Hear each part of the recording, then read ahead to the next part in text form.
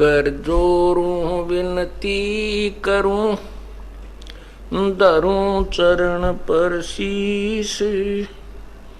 गुरु राम देवानंद जी महाराज ने दियो नाम बख्शीश। कोटि कोटि सिजदा करूं, कोटि कोटि प्रणाम। चरण कमल में राखियो, मैं बांधी जाम गुलाम।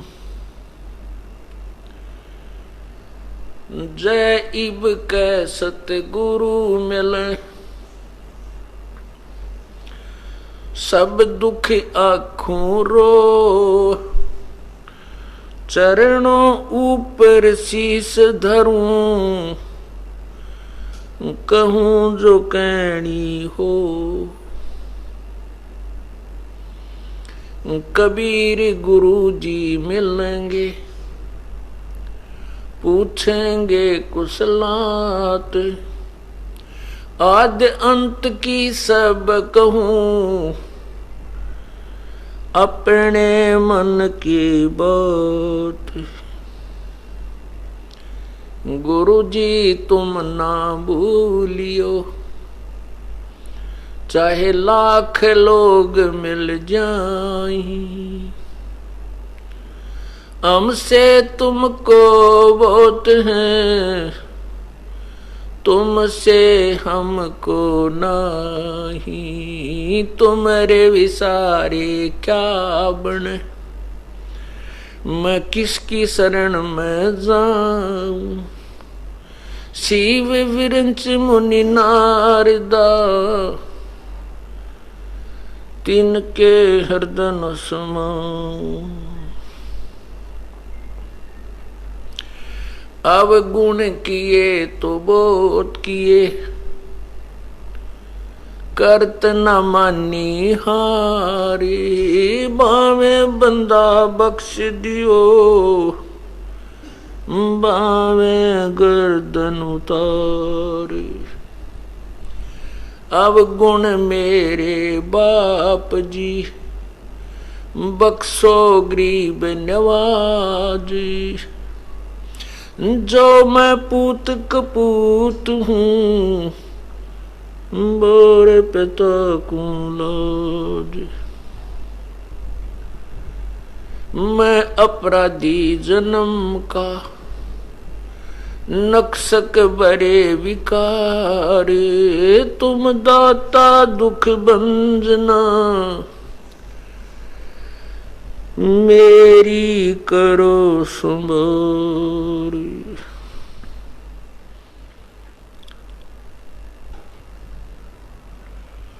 पूर्ण ब्रह्म कृपा निदान, सुन के सौ करतार। गरीब दास मुझ दीन की, रखियो वो तो संभारी।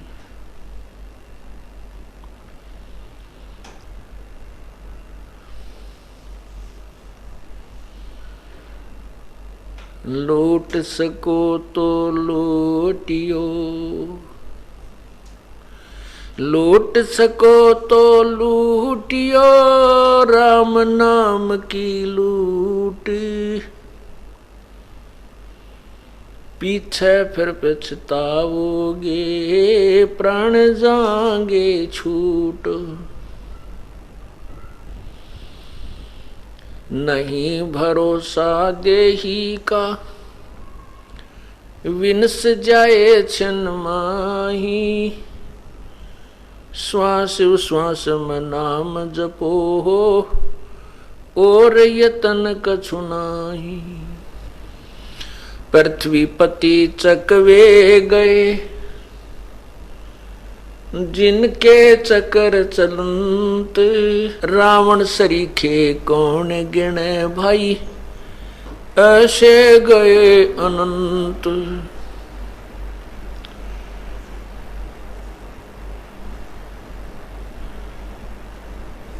वो मर्द गर्द में मिल गए रावण से रणधीर,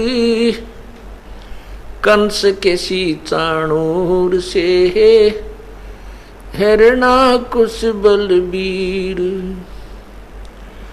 तेरी क्या बुनियाद है जीव जन्म धर लेत, गरीब दास हरि नाम बिना ये खाली रह जा खेत।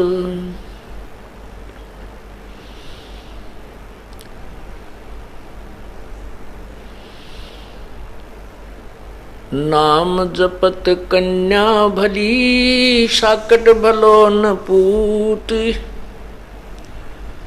छेरी के गल गल थना जिसमें दूध न मूत। राम रटत कोडी भलो, चू चू पड़े जो चाम, वो सुंदर शरीर किस काम का, जा मुख नाही नाम। राम रटत दारिद्र भलो, चाहे टूटी हो घर की छान, वो सुंदर महल किस काम के, जहाँ भक्ति नहीं भगवान।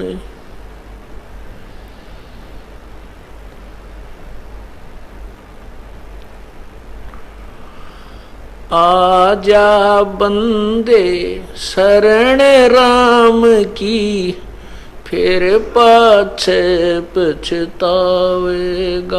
भाई। आजा बंदे शरण राम की, फिर पाछे पछतावे। बालू की बीत पवन का खंबा, कब लग खैर मनावेगा। बालू की बीत पवन का खंबा, कब लग खैर मनावेगा।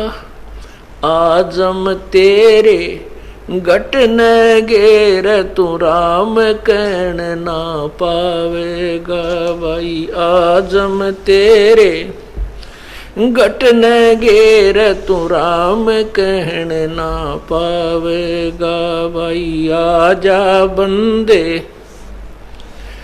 शरण राम की, फिर पछ पछतावेगा।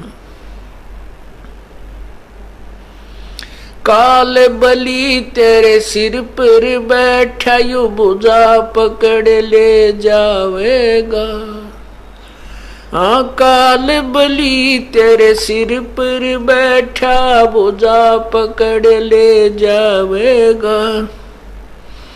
मात पिता तेरा कुटुंब कबीला, सारा ये खड़ा लखावेगा। मात पिता तेरा कुटुंब कबीला, सारा ये खड़ा लखावेगा भाई। आजा बंदे शरण राम की, फिर पाछ पछतावेगा भाई। आजा बंदे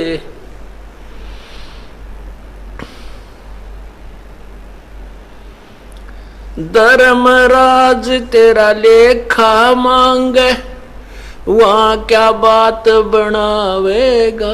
हाँ धर्मराय तेरा लेखा मांगे, वहाँ क्या बात बनावेगा।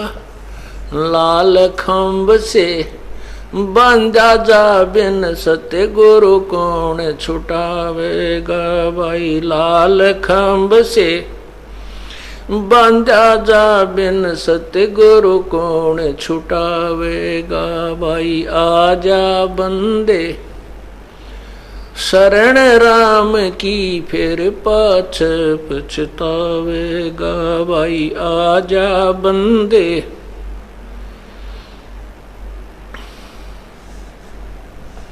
दिया लिया तेरे संग चलेगा, ये दरिया डक्या रह जावेगा। हाँ दिया लिया तेरे संग चलेगा दरिया ढक्या रह जावेगा।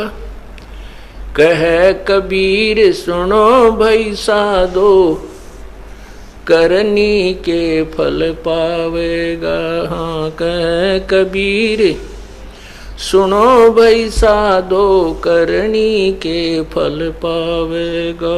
भाई आजा बंदे शरण राम की, फिर पछतावेगा। भाई आजा बंदे शरण राम की, फिर पछतावेगा।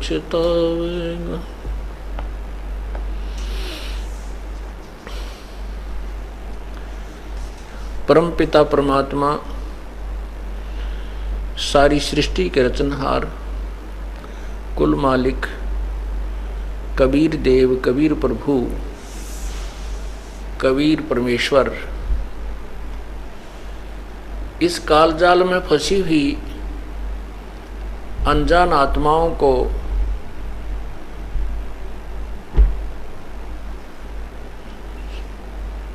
सतर्क कर रहे हैं कि मानुष जन्म पाए के, मानुष जन्म पाकर जो नहीं रटे हरि नाम, भाई जैसे कुआ जल बिना बनवाया किस काम।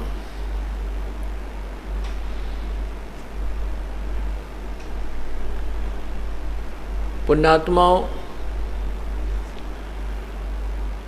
तत्व ज्ञान के अभाव से, सत्संग के अभाव से मानव समाज परमात्मा से कोसों दूर हो चुका है।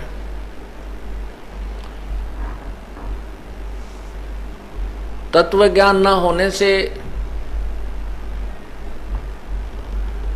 केवल माया की प्राप्ति की जो हवस बन गई है, जिसके कारण कोई मर्यादा ये इंसान नहीं रख रहा। एक माया नजर आती है, वो चाहे किसी भी तरीके से कमाई जाए, किसी भी तरीके से एकत्रित की जाए, यही उद्देश्य मानव समाज का हो चुका है।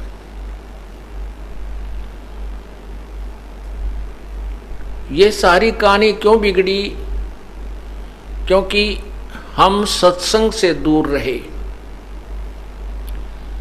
सत्संग का अर्थ होता है जहां केवल सत्य कथा सुनाई जाए, सच्चा ज्ञान जहां बताया जाए और उसको जो ग्रहण करे वो सत्संगी कहलाता है। सत्संग का अर्थ है सच्चाई का साथ करना, और सत्य को ग्रहण करने वाले को सत्संगी कहा जाता है। अभी तक हमें सत्संग नहीं मिला था। सत्संग के नाम पर बहुत बड़े बड़े ढोल बजाए जाते थे और बहुत सी संख्या में पुण्यात्मा उन संतों के पास जाते थे सत्संग सुनने के लिए, लेकिन उनके पास सत्संग नहीं था, उनके पास केवल झूठ संग था।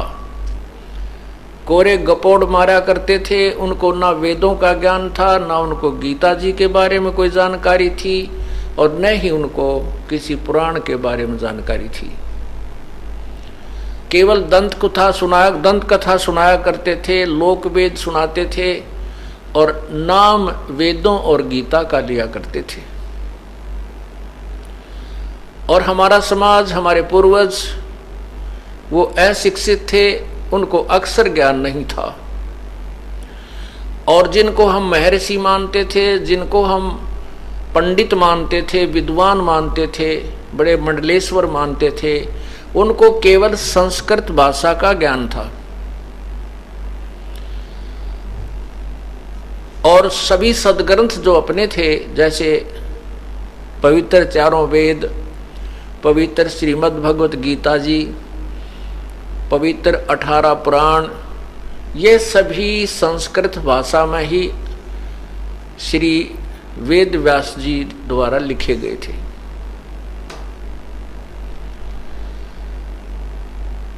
आज से लगभग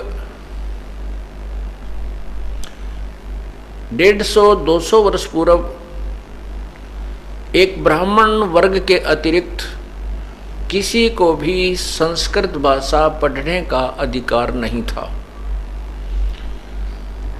और वो भी काशी विद्यापीठ में संस्कृत पढ़ाई जाती थी। उसमें केवल ब्राह्मण लोग ही पढ़ा करते थे, उनके बच्चे पढ़ा करते थे।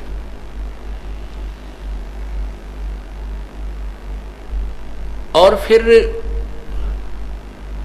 जो काशी विद्यापीठ में पढ़कर आता था पंडित ब्राह्मण, उसकी बहुत महिमा होती थी उस क्षेत्र में। और फिर वो जो ज्ञान सुनाता था भगवान के बारे में, वेदों और गीता और पुराणों की ओट लेकर के, उसके द्वारा संस्कृत का अनुवाद जो हिंदी में वो किया करता था या अपनी क्षेत्रीय भाषा में जो बोलकर सुनाता था, उसको जन साधारण ने सत्य मान लिया। और उसका विशेष कारण ये था कि हम स्वयं शिक्षित नहीं थे, श्रोता अक्षर ज्ञान युक्त नहीं थे। तो उन अज्ञानियों ने जो महर्षि और पंडित की पदवी पाए हुए थे, उनको ज्ञान नहीं था वेदों और गीता के विषय में। उन्होंने जो भी दंत कथा समाज को सुनाई, उसको सत्य इसलिए मान लिया कि वो संस्कृत भाषा में बोलते थे और फिर हिंदी या क्षेत्रीय भाषा में अनुवाद किया करते थे। और स्वयं शिक्षित ना होने के कारण उनके द्वारा जो भी ज्ञान दिया गया उसको स्वीकार करना एक मजबूरी थी, व्यवस्था थी। और वो उल्टा रंग इतना चढ़ गया, वो गलत पेंट इतना हो गया है कि हजारों लाखों वर्ष बीत गए और वही एक ही तरह का ज्ञान हमें सुनाया गया, उसको हमने सत्य माना। और वो ज्ञान जो वो सुनाया करते थे, वो महर्षि या विद्वान पंडित गुरुदेव, वो सब लोक वेद सुनाते थे, शास्त्र विरुद्ध कथाएं सुनाते थे, शास्त्र के विपरीत वो साधनाएं बताया करते थे। उसका भयंकर परिणाम ये निकला कि वर्तमान में मानव समाज परमात्मा से दूर हो गया। परमात्मा के गुणों में लिखा है कि भगवान साधना करने वाले के, परमात्मा अपने साधक के, उपासक के, जो भगवान की भक्ति करता है, उसके पापों को विनाश कर देता है। हमें जो भी कष्ट होता है वो पाप कर्म के फल का प्रतिफल होता है। जो हमें कष्ट होता है वो पाप कर्म के परिणाम स्वरूप होता है, और जो हमें सुख होता है वो हमारे पुण्यों के परिणाम स्वरूप होता है। जो हमें कष्ट आते हैं तब हम उसके निवारण के लिए परमात्मा का सहयोग मांगते हैं, परमात्मा से उसका निवारण चाहते हैं। उस इच्छा से हम संतों के पास जाते हैं।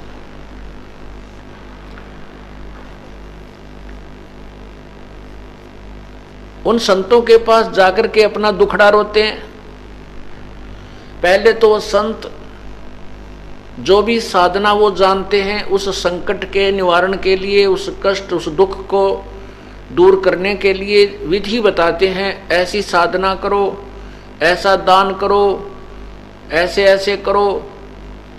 तो वो दुखी व्यक्ति, वो दुखी आत्मा उस संत ऋषि द्वारा बताई हुई साधना को बहुत ही श्रद्धा के साथ करता है, क्योंकि उसने अपना कष्ट निवारण करवाना है।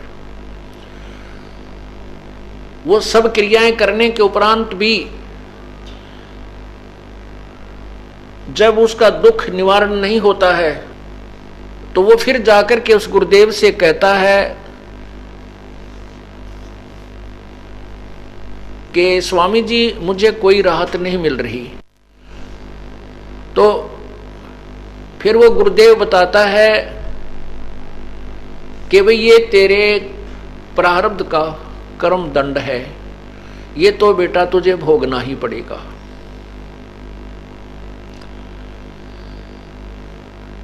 ये तो तुझे भोगना पड़ेगा। और फिर कथा सुनाते थे कि जैसे भगवान श्री रामचंद्र जी ने त्रेता युग में बाली की हत्या की थी, बाली का वध किया था जो सुग्रीव का भाई था, और उसका भी उस कर्म का फल भगवान श्री राम वाली आत्मा ने श्री कृष्ण रूप में वो बदला देना पड़ा। जो भगवान श्री कृष्ण के पैर में एक शिकारी ने विषाक्त तीर मार करके भगवान श्री कृष्ण का वध किया था। इसलिए ये कथा सुना करके हमें संतुष्ट कर दिया करते थे कि भाई किए कर्म का दंड तो भोगना ही पड़ेगा, इसका कोई विकल्प नहीं है।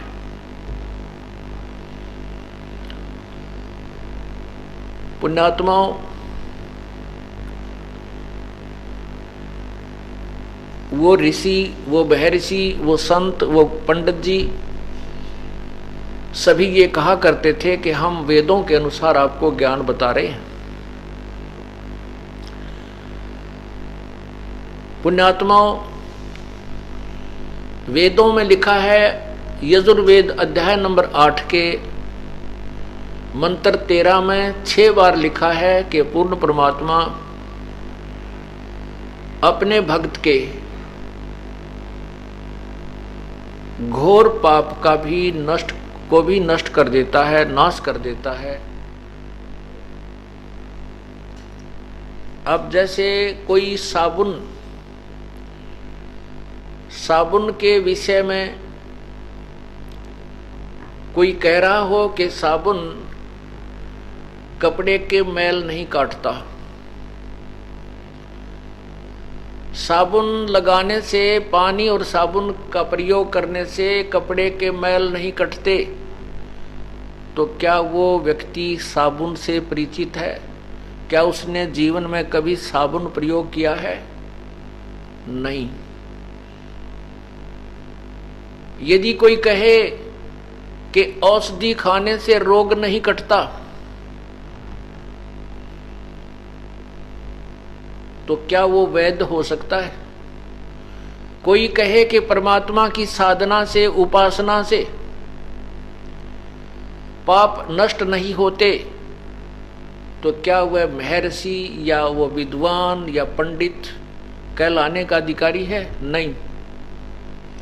जबकि वे जैसे साबुन के गुणों में लिखा है कि साबुन कपड़े के मैल को नष्ट कर देता है, कपड़े को उज्जवल बना देता है।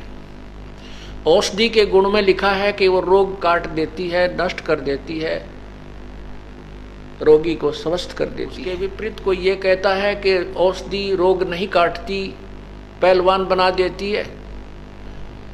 कोई कहे कि साबुन से कपड़े के मैल नहीं छूटते, कपड़ा मजबूत होता है। और कोई कहे कि उपासना से, परमात्मा की उपासना से पाप अक्षमा नहीं होते, अपितु परमात्मा की प्राप्ति हो जाती है, परब्रह्म से मेल हो जाता है और उसका साक्षात्कार हो जाता है। क्या वो व्यक्ति विद्वान या महर्षि कहलाने योग्य है? नहीं। पुण्यात्मा, दास का उद्देश्य इतना ही है कि सुलझे हुए इस अज्ञान को ज्ञान के द्वारा सुलझाया जाए।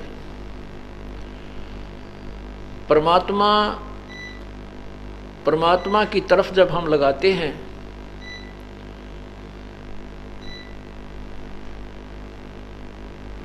इसलिए इसलिए लगाते हैं कि हमें पता है, हम परिचित हैं।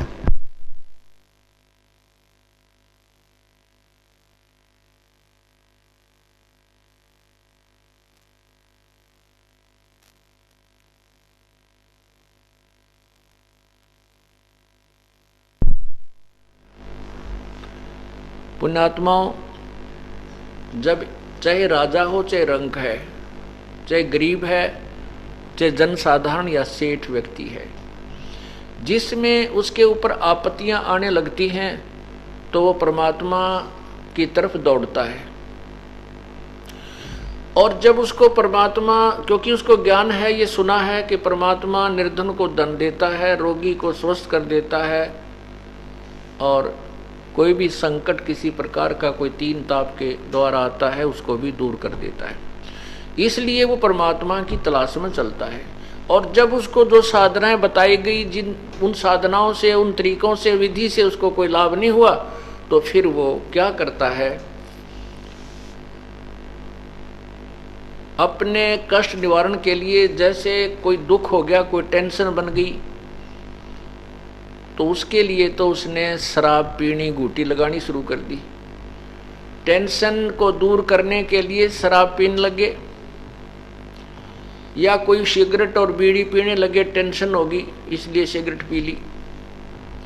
कोई सुल्फा यानी चरस पीने लगे। पुण्यात्माओं, ये विधि टेंशन समाप्त करने की नहीं, ये तो और टेंशन बढ़ा दी। शराब पीने वाला घर का नाश करे, वित्तीय हालत कमजोर हो जावे, उधर से परिवार के साथ झगड़ा करे। अपनी टेंशन तो घंटा 2 घंटा खत्म कर ली, लेकिन पूरे परिवार की और रिश्तेदारियां तक टेंशन बढ़ा दी उस शराबी ने, और घर में हानि हो, समाज में इज्जत नहीं। ये सब कारण सत्संग के अभाव से, सत्संग माने तत्व ज्ञान, यथार्थ ज्ञान की कमजोरी से और यथार्थ भक्ति विधि की अभाव से ये सब गिरावट मानव समाज में आ गई।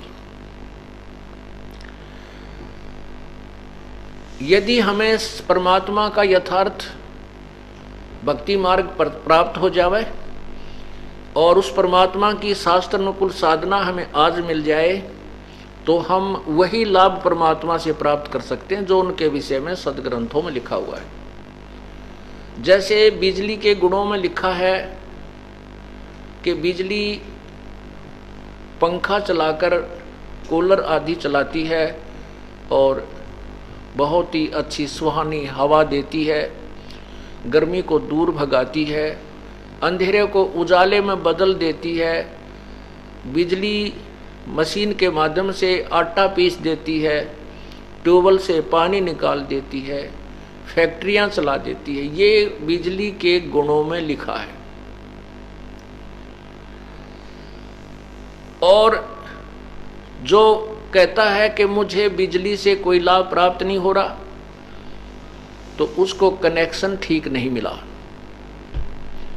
जैसे बहुत से श्रद्धालु दूसरे संतों के पास, दूसरे गुरुओं के पास, ऋषियों के पास जो साधनाएं वो करते हैं, उनसे उनको लाभ नहीं होता, तो वो कहते हैं कि हमें वो लाभ प्राप्त नहीं होता। और फिर यहाँ सतलोक आश्रम के अंदर आकर के उन पुण्यात्माओं को वो लाभ प्राप्त होता है।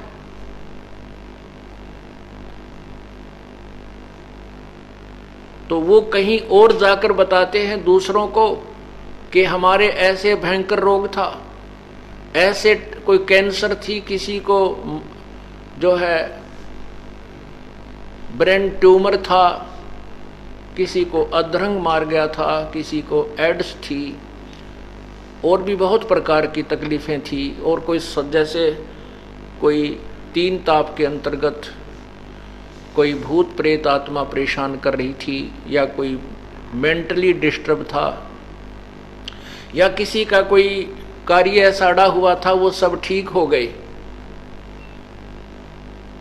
तो वो लोग जिन्होंने ये साधनाएं करके हार चुके हैं, और वो कहते हैं नहीं तुम ऐसा नहीं हो सकता, झूठ बोलते हो,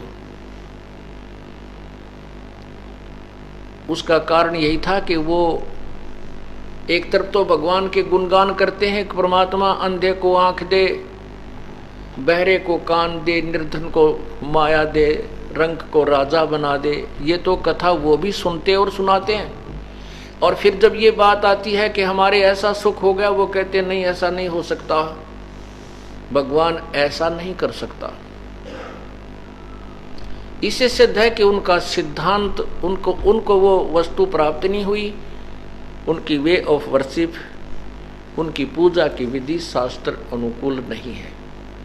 जैसे गीता जी अध्याय नंबर 16 के श्लोक 23 में लिखा है कि शास्त्र विधि को त्याग कर जो मनमानी साधना करते हैं, मनमाना आचरण करते हैं, उनको न तो कोई सुख होता है, न कोई सिद्धि होती है, और न ही उनकी गति होती है, अर्थात व्यर्थ। इसलिए शास्त्र विधि के विरुद्ध जो साधनाएं, नाम जाप, आध्यात्मिक क्रियाएं हमें बताई जाती हैं, उन्हीं के कारण से हमें परमात्मा से वो लाभ नहीं मिलते जो भगवान के गुणों में लिखा है। जैसे किसी ने कनेक्शन ले रखा है बिजली का, और वो कहता है मेरे तो पंखे ना चलते, भाई तुम्हारे कैसे चल गए, मैं तो ना मानूं। वो अपने स्थान पर ठीक कह रहा है, क्योंकि उसने भी सारी फिटिंग करवा रखी है, कनेक्शन ले रखा। लेकिन कनेक्शन देने वाले ने पीछे से पावर हाउस से कनेक्शन ना मिल करके दे करके किसी की करके लटका तार बांध रखा है। तो वो वहां फिटिंग भी एक जैसी है, वो तार भी पीछे अच्छे आ रहे हैं, लेकिन पीछे जो पावर हाउस से नहीं कनेक्टेड है, तो उनके पंखे नहीं चले, उनके बल्ब नहीं जगे, क्योंकि उनका कनेक्शन उस पावर हाउस से नहीं है जहां बिजली विद्यमान है। और वही कनेक्शन, उसी तरह पंखे और वही फिटिंग और पीछे कनेक्शन पावर हाउस से है, तो उसके पंखे भी चल रहे हैं, लाइट भी जग रही है, क्योंकि बिजली के गुणों में ऐसा ही लिखा है। तो ऐसे ही जो अनजान संत ऋषि महर्षि थे, जिनके पास ये शास्त्र अनुकूल साधना थी नहीं, पूर्ण परमात्मा रूपी पावर हाउस से उनका कनेक्शन था नहीं, जिस कारण से वो अपने शिष्यों को वो कनेक्शन नहीं दे सके, उस पावर से नहीं जोड़ सके, परमात्मा से योग युक्त नहीं कर सके, जिस कारण से उनके अनुयायियों को वो लाभ नहीं मिले। उन्होंने फिर अपना ही मन गढ़ंत सिद्धांत बना लिया कि परमात्मा पाप क्षमा नहीं करता, परमात्मा कर्म के दंड को मिटा नहीं सकता। यदि परमात्मा दुखी को सुखी नहीं कर सकता, तो भक्ति की आवश्यकता ही समाप्त हो जाएगी और सारा समाज नास्तिक बन जाएगा। और ये होता ही जा रहा है। हम ऐसे परिवार में जन्मे थे, ऐसी कौम में जन्मे थे कि बहुत ही अच्छे ईमानदार, बड़े नर्म आत्मा के, लेकिन भगवान के आसपास कति नहीं। बल्कि वो कथा सुनाया करते थे कि यहाँ एक मंदिर में बाबा जी कथा सुनाया करता था एक पंडित। पहले तो जब वहां उसका पता चला कि वो बड़ा विद्वान पुरुष है और काशी विद्यापीठ पढ़ कर आया है, तो उसने प्रारंभ में क्या किया कि वो इतना सावधान रहा। सत्संग के समय वो 4 बजे कथा करा करता वहां मंदिर, शिव जी के मंदिर में। वो ऐसा ब्रह्मचारी था कि औरतों को पीछे बिठाता था, आदमियों को आगे बैठाता था। और 6 महीने के बाद उसने औरतों को आगे बिठाना शुरू कर दिया, आदमियों को पीछे बिठाना शुरू कर दिया, और फिर एक गांव की औरत को लेकर भाग गया। ये कथाएं सुनाया करते थे हमारे दादाजी। कहते कुछ ना डराए, सब बकवादी पाखंडी लोग हैं। पुण्यात्माओं, इस तरह की दुर्घटनाओं ने समाज का हृदय तोड़ दिया। पहले तो उनके पास कोई भक्ति मार्ग था नहीं, रही कहीं या कसर और काट दी के गांव गांव में कहीं ना कहीं ऐसा कोई इंसिडेंट कर दिया कि उनका भगवान से विश्वास समाप्त हो गया। अब वही स्थिति आ गई है कि अब उसी स्थान को फिर पुनः स्थापित करने के लिए, उस परमात्मा की भक्ति को, उस विश्वास को दृढ़ करने के लिए एक बहुत ही अधिक प्रयत्न की आवश्यकता पड़ेगी। अब इस दास के साथ ये जो दुर्घटना हुई है, इसका मुख्य कारण यही था कि जिनको हम ऋषि, महर्षि या संत, विद्वान पुरुष, मंडलेश्वर, पहुंचे हुए संत, गुरु मानते थे, उनके ज्ञान की पोल खोल दी इस दास ने कि ये पूर्ण रूप से शास्त्र के विरुद्ध ज्ञान तुम्हें बता रहे हैं, और जिसका परिणाम है कि समाज आज इतना गिरता जा रहा है, ना भाई बहन की शर्म रही, ना बड़े छोटे की लाज रही, केवल पैसा पैसा दिखाई देता है। और वो पैसा भी नहीं मिल सकता, क्योंकि जिस तरीके से वो पैसा अपना इकट्ठा करना चाहते हैं, पहले तो हम भगवान से आस करते थे कि परमात्मा हमें सुख दे, हमारे घर में बरकत दे, हमारे कष्टों को निवारण करे, लेकिन वो साधना जो उससे परमात्मा हमें लाभ दे सके वो हमें नहीं मिली। फिर हम नास्तिक होने लगे और चोरी, ठगी, मिलावट करके एक दूसरे के धन को लूट के हम सेठ बनने की चेष्टा करने लगे।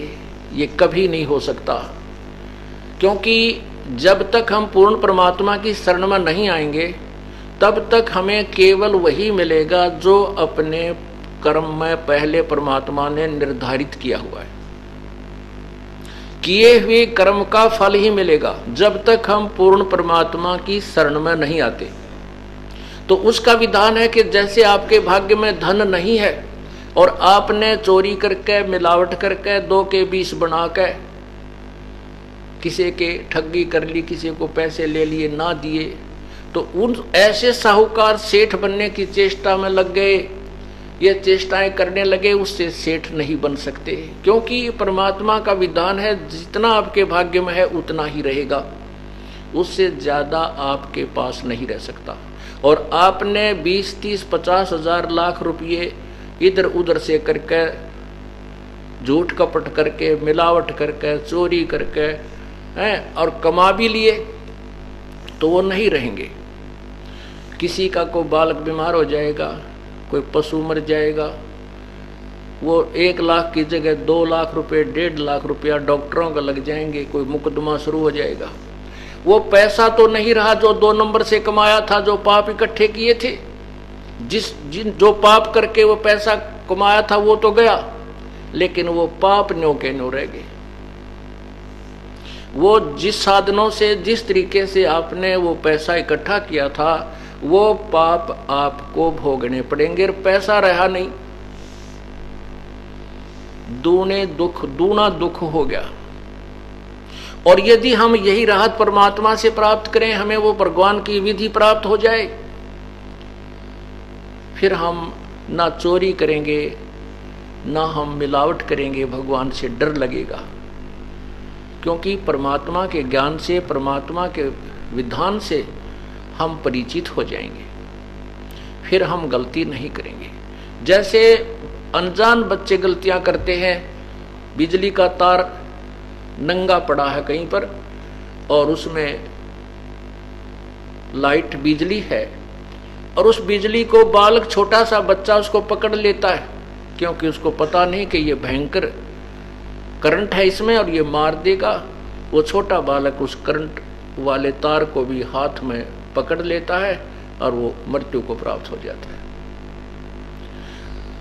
और जो बच्चा बड़ा हो जाता है, समझदार हो जाता है, उसको पता लग जाता है कि इस करंट में इतना भयंकर, इस तार में करंट है, इसके हाथ लगाने मात्र से ये मार डालेगा, फिर वो उसको छूता नहीं, वो दूर हो जाता है और दूसरों को भी कहता, देखना यहाँ से एक नंगा तार है, दूर हो जाओ, कहीं ये करंट ना मार दे।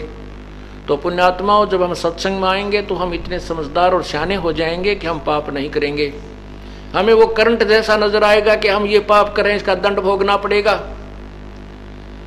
जो पाप उस व्यक्ति ने 2 नंबर के पैसे करके और धन कमाया था, वो धन जाता रहा और फिर पाप भोगने पड़ेंगे, किधर शर में कीड़े पड़ेंगे, कुत्ता बनेगा, कहीं कैंसर हो जाएगी, ना जाने कितने वो दंड और कष्ट उसको भोगने पड़ेंगे।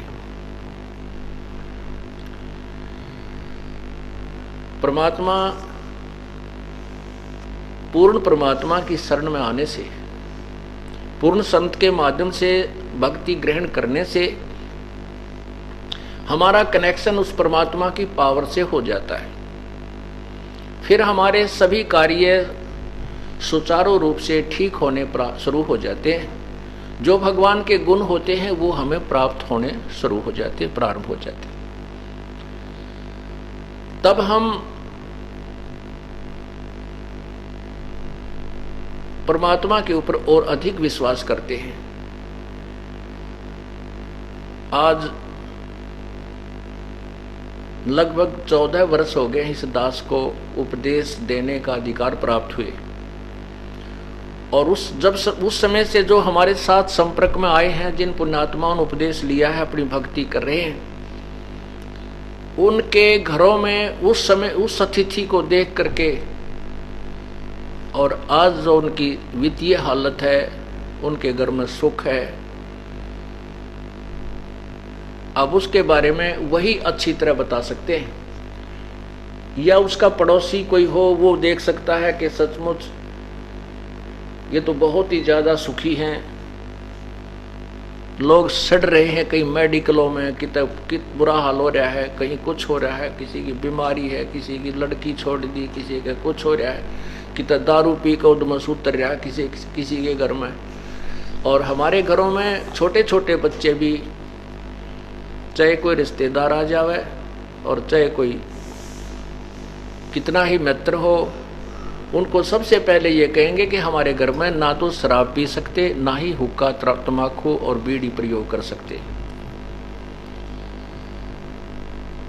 क्योंकि हम इस दोष को बहुत भयंकर मानते हैं। ये वेदों और पुराणों में यही लिखा है कि बीड़ी, शराब, मांस, तंबाकू प्रयोग करने वाला वो अपना तो कर्म बिगाड़ ही रहा है, साथ में जो साधना भक्ति करते हैं उनके लिए भी बाधक होता है। इसलिए एक तो स्वच्छ समाज बन रहा है। हमारे घर का बच्चा, हमारा जो उपदेशी होगा, जिसने नाम ले रखा है, वो शराब, मांस, तंबाकू को कभी नहीं छुएगा, ना ही उसके लिए कोई पैसा दिया जाएगा, चाहे रिश्तेदार हो चाहे कोई भी हो। ये पहले उनको कह दिया जाता है कि हम आपको किसी भी बुराई में सहयोग नहीं देंगे, हाँ बाकी रिश्तेदारी की आवभगत हम अत्यधिक करेंगे। इसलिए ये समाज भी सुधर रहा है और साथ में हमारी जो भक्ति क्रियाएं वो भी उभर रही हैं। अब आपको एक झलक दिखाते हैं जिस कारण से ये समाज हमारा भक्ति से दूर हो गया, क्योंकि हमने उन विद्वानों के ऊपर विश्वास किया जो केवल एक संस्कृत लैंग्वेज जानते थे, एक संस्कृत भाषा जानते थे, और बाकी उनको वेदों के बारे में कह का भी पता नहीं था। उनको एक महाविद्वान मानकर हमने उनकी थ्योरी को एक्सेप्ट कर लिया, उनके ज्ञान को, उनके सिद्धांत को हमने स्वीकार कर लिया कि ये जो कह रहे हैं वो सत्य है और वेदों में ऐसा ही लिखा होगा। आज इस दास ने जब पढ़ा, देखा कि उन्होंने तो वेदों के विपरीत हमें ज्ञान रंग में रंग दिया, और जिस कारण से हम बहुत दुखी हो रहे हैं और मानवता का पतन दिन प्रतिदिन हो रहा है। आप किसी भी संत या महापुरुष की थ्योरी उठाकर देख लीजिए, जैसा कि इस दास ने राधा स्वामी पंथ की उनके द्वारा लिखी पुस्तकें पढ़ी, धन धन सतगुरु बहुत बड़ा पंथ है, उनकी थ्योरी पढ़ी, और जैसे ये हंसा देश वाले हैं जिसमें सतपाल जी महाराज और वो श्री प्रेम रावत उर्फ बालयोगेश्वर जी महाराज, उनका सिद्धांत पढ़ा, और साथ में ये महर्षि दयानंद का सत्यार्थ प्रकाश पढ़ा। ये सब एक ही थैली के चट्टे बट्टे थे। इन्होंने एक ही विधान बताया है कि जैसे कर्म किए हैं वो तो भोगने ही पड़ेंगे, क्योंकि इनको ज्ञान नहीं था, इनको तत्व ज्ञान नहीं था, इनको सत्संग प्राप्त नहीं हुआ। और परमात्मा का ज्ञान बताता है कि मासा घटे ना तिल बधे, विदना लिखे जो लेख, और सच्चा सतगुरु मेट कर भाई ऊपर मारे मेघ। जब तक हमें सत साधना नहीं मिलती, भगवान की भक्ति नहीं प्राप्त होती पूर्ण परमात्मा की, तब तक तो हम केवल अपने किए हुए कर्म को ही भोगेंगे, उसमें कोई परिवर्तन नहीं हो सकता। और जब हम पूर्ण परमात्मा सतपुरुष यानी पूर्ण ब्रह्म की साधना पूर्ण संत से विधिवत शास्त्र अनुकूल करेंगे तो हमारे जो पाप कर्मों के वो लेख समाप्त हो जाएंगे। क्या बताते हैं, जब ही सतनाम हृदय धरो, जब ही सतनाम हृदय धरो, भयो पाप को नासे, जैसे चिंगारी अग्नि की भाई पड़े पुराने घासे। परमात्मा ये कहते हैं कि जब हमारे को सच्चा नाम मिल जाएगा, सच्ची साधना मिल जाएगी पूर्ण परमात्मा की, तो सभी पापों का ऐसे नाश हो जाएगा जैसे बहुत बड़े घास, सूखा घास पड़ा हो, चाहे लाख टन पड़ा हो, और सारी जमीन को उसने घेर रखा हो, और उसमें एक सीख माचिस की लगा दीजिए, वो उसको जलाकर सफा कर देगी, और आवेगी तेज हवा उसको इधर उधर फेंक करके उस स्थान को साफ कर देगी। यही प्रमाण पवित्र यजुर्वेद में आपको दिखाता हूं, और महर्षि दयानंद जी की वो थ्योरी, वो नादान सोच आपके समक्ष प्रस्तुत करता हूं। इस दास ने अपनी तरफ से कुछ नहीं मिलाया, इन्हीं के द्वारा महर्षि दयानंद जी के द्वारा यजुर्वेद का अनुवाद किया हुआ है, और महर्षि दयानंद जी के द्वारा ही सत्यार्थ प्रकाश की रचना की हुई है। सत्यार्थ प्रकाश महर्षि दयानंद जी की अपनी सोच है, अपनी बुद्धि है, उसने जितना ज्ञान था इसमें लिखा हुआ है, और वेद जो हैं ये परमात्मा के दिए हुए हैं। इसमें जैसे गीता जी में श्लोक हैं, ऐसे ही वेदों के मंत्र हैं, श्लोक हैं। इनका केवल अनुवाद ही महर्षि दयानंद जी ने किया है, और संतों ने भी किया है, और ऋषियों ने भी किया है। ऐसे गीता जी का अनुवाद भी बहुत से संतों ने भी किया है, और वो गीता, मूल जो गीता वो भगवान के द्वारा बोली गई है। ऐसे ही मूल वेद जो ज्ञान है ये परमात्मा प्रभु यानी ब्रह्म के द्वारा बोला गया है। अनुवाद जो किया है वो ऋषि दयानंद जी ने यजुर्वेद का किया है। अब यजुर्वेद के अनुवाद में तो लिख रहा है कि परमात्मा पाप काट देता, क्योंकि वो तो भगवान का ज्ञान है, और महर्षि दयानंद की अपनी बुद्धि, अपनी सोच, जो न ज्ञान था वो इसमें सत्यार्थ प्रकाश में लिखा है। इसमें कह रहे हैं कि साधना से, उपासना से, स्तुति आदि करने से भगवान पाप क्षमा नहीं करता, और वेद कहते हैं भगवान घोर पाप ने काट देता है। तो इससे सिद्ध हुआ कि महर्षि दयानंद जी को वेदों का ज्ञान नहीं था, केवल एक संस्कृत भाषा जानता था, और उसी के कारण वो विद्वान और महर्षि कहला गया। तत्व ज्ञान, आध्यात्मिक ज्ञान, वेदों का ज्ञान उनको जीरो था, बिल्कुल नहीं था, वो पूर्ण रूप से अज्ञानी थे। अभी आपके समक्ष रखता हूँ, दास ने अपनी तरफ से कुछ नहीं मिला, लेकिन आपके सामने ये दर्पण की तरह दिखा दिया। दोनों की तुलना कर रहा हूँ। सत्यार्थ प्रकाश जो महर्षि दयानंद जी का लेख है, ये देखिए, ये सत्यार्थ प्रकाश है, ये है महर्षि दयानंद सरस्वती, और ये देखिए यहाँ पर सत्यार्थ प्रकाश है महर्षि दयानंद, महर्षि दयानंद सरस्वती स्वामी विरचित है। प्रकाशक है वैदिक यति मंडल, दयानंद मठ, दीनानगर, पंजाब। और ये कहाँ से छपी है? ये दयानंद मठ रोहतक से छपी है। मुद्रक है आचार्य प्रिंटिंग प्रेस, दयानंद मठ, गोहाना मार्ग, रोहतक, यहाँ से छपा है। और इसके 7वें समोल्लास में किसी ने प्रश्न किया है, अब देखना इस महर्षि दयानंद की कितना अज्ञानी था ये।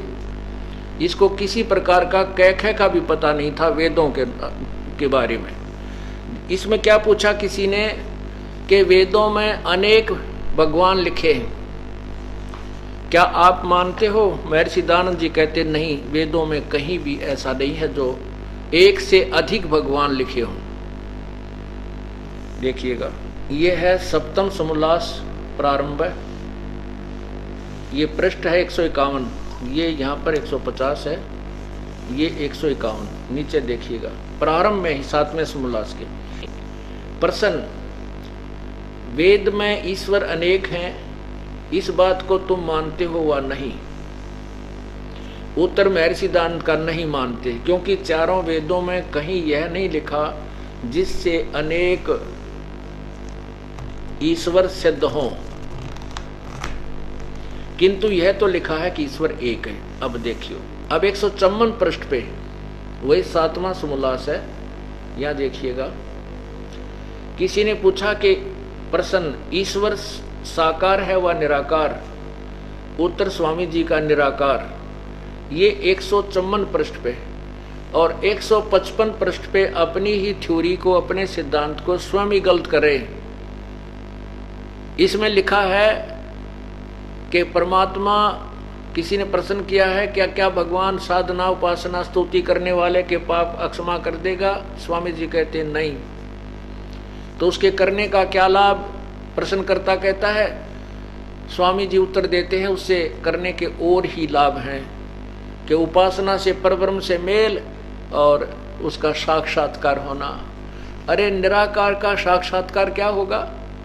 और परब्रह्म से मेल, दो भगवान हो गए, एक ब्रह्म एक परब्रह्म, एक दादा एक परदादा, एक ब्रह्म एक परब्रह्म, दो भगवान। अपनी थ्योरी, अपने कलम से लिख रहे हैं परब्रह्म, यानी परब्रह्म से मेल, दो दूसरे भगवान, एक भगवान से दूसरे भगवान से मेल हो जाए तो तीनों सिद्धांत फेल हो जाएंगे इनके। अभी दिखाता हूं, दो सिद्धांत तो इन्हें खुद फेल कर दिए कि परमात्मा एक है अनेक नहीं। अपने कलम से लिख रहे हैं कि परब्रह्म से मेल और साक्षात्कार होना और मिलन होना तो साकार से होता, निराकार से नहीं हो सकता। एक तो निराकार वाली सिद्धांत वह थ्योरी फेल कर दी कि उसका साक्षात्कार होता है, उससे मिलन होता है। और दूसरा, एक से अनेक भगवान नहीं है, खुद कहता है कि उस परब्रह्म से मेल हो जाता है। ये देखिएगा, अभी आपने 154 पृष्ठ पे देखा था कि परमात्मा साकार नहीं है, निराकार है। ये 154 पृष्ठ पे आपने देखा। प्रश्न किया किसी ने कि प्रश्न, ईश्वर साकार है व निराकार? उत्तर स्वामी जी कहते निराकार है। यहाँ 154 पर अगले ही पृष्ठ पे क्या कह रहे हैं? प्रश्न किया, परमेश्वर की स्तुति प्रार्थना और उपासना करनी चाहिए व नहीं? किसी ने प्रश्न किया, उत्तर स्वामी जी ने दिया करनी चाहिए। प्रश्न, क्या स्तुति आदि करने से ईश्वर अपना नियम छोड़कर स्तुति प्रार्थना करने वाले का पाप छुड़वा देगा? स्वामी जी ने उत्तर दिया नहीं। तो फिर स्तुति प्रार्थना क्यों करना? उत्तर स्वामी जी कहते हैं उनके करने का फल अन्य ही है। प्रश्न कर्ता कहता है क्या फल है, क्या है? उत्तर स्वामी जी देते हैं कि स्तुति से ईश्वर में प्रीति, उसके गुण कर्म स्वभाव से अपने गुण कर्म स्वभाव का सुधरना, प्रार्थना से निरअभिमानता, उत्साह और साहे का मिलना, और उपासना से परब्रह्म से मेल और उसका साक्षात्कार होना। अरे वाह! अब ये दो सिद्धांत तो इसने खुद ही खत्म कर दिया अपने, एक से अनेक भगवान वाले और दूसरा निराकार वाला कि उसका साक्षात्कार हो जाना। निराकार से कोई साक्षात्कार नहीं होता। अब आपको यजुर्वेद में दिखाते हैं। अब तीसरा जो सिद्धांत है ये वेद फेल करेंगे इनका कि भगवान की उपासना से पाप नहीं कटते, पाप नष्ट नहीं होते। वेद कहते हैं, यजुर्वेद के 8वें अध्याय के 13वें श्लोक में लिखा, 6 बार लिखा है कि परमात्मा साधक के, चाहे खुद करो, चाहे पिता करो, चाहे पुत्र करो, कोई भी करो, उसके पाप का नाश कर देता है। ये देखिए यजुर्वेद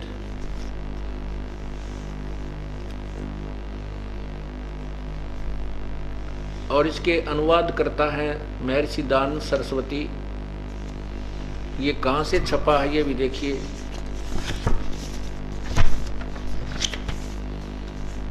ये देखिएगा, प्रकाशक हैं सार्वदेशिक आर्य प्रतिनिधि सभा 2/5 महर्षि दानंद भवन, रामलीला मैदान, नई दिल्ली। और ये कहां से छपा है? मुद्रक हैं printing Prince offset printers, 1510 Pataudi house, Daryaganj. इसमें देखिएगा 8वें अध्याय का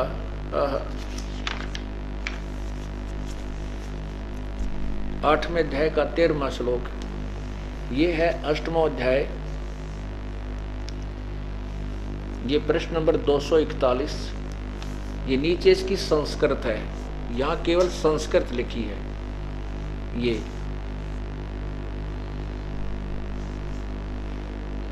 ये संस्कृत लिखी है और ये 8वें अध्याय का 13वां मंत्र है। इसका 242 पृष्ठ के ऊपर स्वामी दयानंद जी ने स्वयं ही अनुवाद किया है।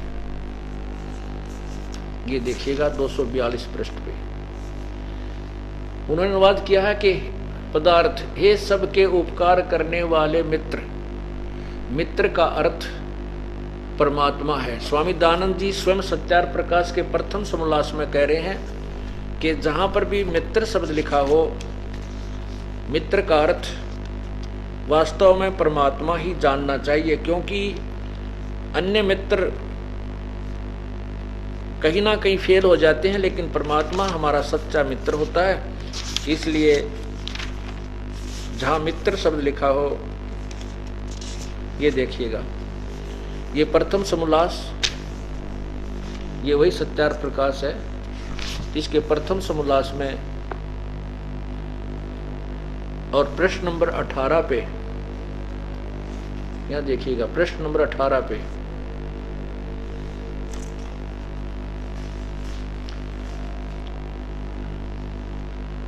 यहां ये नीचे है, मित्रादि नामों से सखा और इंद्रादि देवों से प्रसिद्ध व्यवहार देखने उन्हीं का ग्रहण करना चाहिए। यहाँ उनका ग्रहण करना योग्य नहीं। ये क्या कहते हैं? मित्र से कोई सखा आदि को ही हम मित्र माने, इसका अर्थ यही करें तो स्वामी जी कहते नहीं, यहाँ उनका ग्रहण करना योग्य नहीं है, क्योंकि जो मनुष्य किसी का मित्र है तो है, वह अन्य का शत्रु है। वास्तव में यहाँ क्या बताना चाहते हैं कि किंतु जैसा परमेश्वर सब जगत का निश्चित मित्र है, न किसी का शत्रु है, न किसी से उदासीन है, उससे भिन्न कोई भी जीव इस प्रकार का कभी नहीं हो सकता। इसलिए परमात्मा ही ग्रहण यहाँ होता है। मित्र का अर्थ, मित्र जो सबसे स्नेह करे और सबको प्रीति करने योग्य है, वह परमेश्वर सच्चा मित्र है। इससे परमेश्वर का नाम मित्र है। तो यहाँ ये हमने जो पहले लेख लिखे थे अखबारों में, समाचार पत्रों में, तो इन जो आर्य समाज के जो पदाधिकारी हैं, आचार्य लोग थे, इनके पास जवाब तो था ही नहीं। ये फेल हो गए, तभी तो ये झगड़े पर उतर आए, इनकी पोल खुल गई। ये किसी विद्वान थे, क्या इस सत्यार प्रकाश में भर रखा था गंद, इन्होंने आज तक समाज को नहीं बताया।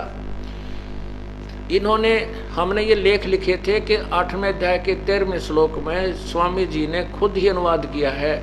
और यजुर्वेद तो कह रहे हैं परमात्मा पाप काट देता, स्वामी जी कह उसके विपरीत थ्योरी दे रहे हैं। इससे स्वामी जी को ज्ञान नहीं है वेदों का।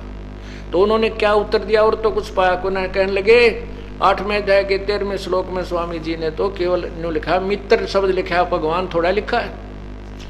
कहने का भाव ये कि उन्होंने झूठ बोलने का ठेका ले रखा है, दुनिया को गुमराह करने का, सच्चाई से दूर रखने का। इसलिए इस दास ने ये सब प्रमाण साथ देकर के समाज तक ये ज्ञान पहुंचाना है ताकि ये पुण्यात्मा परमात्मा के निकट आकर के बुराइयों से दूर हो सके और ये समाज सुधर सके और बुराइयों छूट सके। जो आग लग रही है आज समाज में, केवल पैसा पैसा दिखाई देता है, ना भाई दिखता, ना माता पिता दिखाई देते, ना कोई रिश्तेदारी रही, ये फिर पुनः स्थापित करनी है। ये होंगी, नहीं तो कुछ ही दिनों में मानव समाज का विनाश हो जाएगा अगर ये स्पीड चलती रही तो। इसको दोबारा सेट करने के लिए इस दास ने ये बीड़ा उठवाया है, परमात्मा ने दया की है और ये अब नहीं रुकेगा किसी का रोका, चाहे कितना सिर पटक लियो, क्योंकि अब समाज शिक्षित है, सच्चाई हमारे पास है और वो प्रमाण है जिनसे भगवान सुख दे रहा है, ये आज पुण्यात्माओं के पास विद्यमान है। अब देखिएगा, अब इसका अनुवाद पढ़ते हैं। हे स्वामी दयानंद जी अपने कर कमलों से लिख रहा अनुवाद करते समय यजुर्वेद अध्याय नंबर 8 के मंत्र 13 में, हे सबके उपकार करने वाले मित्र, आप दान देने वाले के अपराध के विनाश करने वाले हो। आगे देखिए, साधारण मनुष्यों के किए हुए अपराध के विनाश करने वाले हो, पिता के किए हुए विरोध, ये एन से इन्होंने घुमाने की चेष्टा बहुत की है। एन से माने अपराध लिखा अपने कर कमल से, यहाँ भी एन से माने अपराध लिखा, ये भी एन से माने अपराध के, पिता के किए हुए, यहाँ अपराध ही बोले हम, इन्होंने विरोध आचरण लिखा है, अपराध के विनाश। देखो ये एवजनम माने विनाश, एवजनम माने विनाश, यहाँ भी एवजनम माने विनाश करने हारे हो, ये हमने मानना चाहिए। इनका अच्छे प्रकार हरने वाले हो, बात एक ही है। फिर है अपने किए हुए, एन से माने पाप, अपराध कहो चाहे पाप को, क्योंकि एन से शब्द वही है संस्कृत में, जिसका स्वामी जी ने एन से माने अपराध, एन से माने अपराध और यहाँ एन से माने पाप, पाप कहो, अपराध कहो, विरोध आचरण कहो। पाप के, अपने किए हुए पाप के, ये अवजनम माने नाश करने वाले हो, नाश, अवजनम विनाश, अवजनम विनाश, यहाँ भी अवजनम विनाश, यहाँ भी हमने ये यहाँ लिखा है अवजनम माने विनाश, यहाँ दूर करने वाले स्थान पर एक ही बात है, विनाश करने वाले हो। एन से अधर्म के अधर्म अर्थात घोर पाप के भी, अधर्म के अधर्म माने घोर पाप के भी नाश करने हारे हो, नाश करने हारे हो। मैं जानता हुआ मैं जो कुछ भी धर्म आचरण करूं, किया करता हूं वह करूं, अनजान मैं जो कुछ भी किया करता हूं वह करूं, उस सब के, एन से माने पाप के, ये पाप लिखना चाहिए था, दुष्ट आचरण लिख दिया, घुमाने की चेष्टा बहुत की है। पाप के अवजनम माने विनाश, इन्होंने दूर करने वाला लिखा है, हम यहाँ इन्हीं के कर कमलों से लिखा है विनाश, अवजनम माने विनाश, नाश, अवजनम माने नाश करने वालों। यहाँ लिखा है कि सब के सब पाप के नाश करने वाले हो, घोर पाप के भी आप नाश करने वाले हो। स्वामी दयानंद जी ने सत्यार्थ प्रकाश में लिखा है कि वेद एक सत्य वस्तु है। इन्होंने हर जगह लिखा है कि वेद में जो लिखा है, ये देखिएगा इन्हीं के द्वारा लिखा हुआ कि वेद, इसी यजुर्वेद के बैक साइड में इसमें लिखा है, वेद सब सत्य विद्याओं का पुस्तक है महर्षि दयानंद। बिल्कुल सही है, वेद में जो लिखा है वो सत्य है, और सत्यार्थ प्रकाश में वेद में लिखा है वो भगवान का विधान है, उन्हीं का तो भगवान के द्वारा बोला हुआ है। और सत्यार्थ प्रकाश में स्वामी दयानंद का अपनी सोच है, अपना ज्ञान है, जितना उनको पता था, जितनी उनकी उपलब्धि थी, वो वेद के विरुद्ध है। इससे सिद्ध है कि स्वामी दयानंद जी वेद का ज्ञान नहीं था, उनको कति निल थे, और इसी कारण से उन्होंने एक बहुत बड़े समाज को भ्रमित कर दिया और उन्होंने उसको एक विद्वान मान करके, संस्कृत का ज्ञाता मान करके उसकी हर थ्योरी को अपना लिया, और जिसका परिणाम ये निकल रहा है कि हम भगवान से कोसों दूर हो गए। और वैसे तो सत्यार प्रकाश में इतना गंध भरा है, बार बार दिखाने में मुझे शर्म आती है कि यहाँ बहन बेटियां भी बैठी होती हैं, इसके अंदर ऐसा गंध लिख रखा है कि समाज इसको पढ़ भी नहीं सकता, स्वीकार करना तो बहुत दूर की बात है। अब ये दास आपको क्या बताना चाहता है कि हम परमात्मा से दूर हो गए। इन निराधार व्याख्याओं को पढ़कर कि परमात्मा पाप नहीं काट सकता, क्योंकि इन संतों ऋषियों के पास वो विधि नहीं थी जिससे ये ठोक कर कह सकते कि वे तुम्हारा दुख दूर हो जाएगा, ये साधना करो। इनको पता ही नहीं था। अब जैसे किसी के पैर में चोट, कांटा लग गया और कांटा लगने से उसको बहुत पीड़ा हो रही है, और वो किसी के पास जाता है, वो पूछता है कि मेरे पैर में बहुत पीड़ा हो रही है, वो देखकर बता देता है कि तेरे पैर में कांटा लगा है जिस कारण से आपको पीड़ा हो रही है। उसका समाधान वो कहता है कि कांटा नहीं निकलेगा, कांटा तो तेरे पैर में लगा ही रहेगा, और जूते पहन लीजिए, भविष्य में कांटा नहीं लगेगा। पुण्यात्माओं, क्या कांटा लगे पैर में जूता पहना जा सकता है? कभी नहीं। वो तो कांटा निकला और फिर वो जूता पहने इस डर से कहीं फिर पहले की तरह नंगे पैरों चलने से फिर कांटा ना लग जाए। जैसे जो व्यक्ति परमात्मा की ओट, परमात्मा के नाम रूपी, शरण रूपी जूता नहीं पहन रखा, उसको दुखों के कांटे लग गए, और वो जाता है कहीं समाधान कराने के लिए कि मुझे ये दुख किस कारण से है। कोई वो उसको बता भी देता है कि तुझे कांटे लगे हैं और ये इसलिए तुझे दुख है, और फिर वो कहता है कि कांटे तो तुझे लगे ही रहेंगे, ये तो नहीं निकल सकते, क्योंकि उसके पास कांटे निकालने के इंस्ट्रूमेंट नहीं है, उसको पता ही नहीं है। या वो शराब पी रखी है, कोई भांग पी रखा होगा तो, और वो कहता जूते पहन ले भाई, आगे का जीवन तेरा सुधर जाएगा। जैसे राम नाम के ये ठेकेदार संत ऋषि मैं ऋषि दुनिया को मूर्ख बनाने के लिए कहते हैं भाई, ये पहले तो साधना भी बताते हैं, उनसे कोई लाभ नहीं होता, फिर कहते हैं ये तो तुझे भोगना ही पड़ेगा भाई, तेरे कर्म में लिखा है, भाग्य में लिखा है, तेरे प्रारब्ध में लिखा है, लेकिन भगवान का नाम तो लेते ही रहना, आगे से तुझे कोई और कष्ट नहीं होगा। जिसका पहला कष्ट निवारण होया नहीं तो आगे राम नाम वो कैसे ले सकता है? सपने में भी नहीं ले सकता।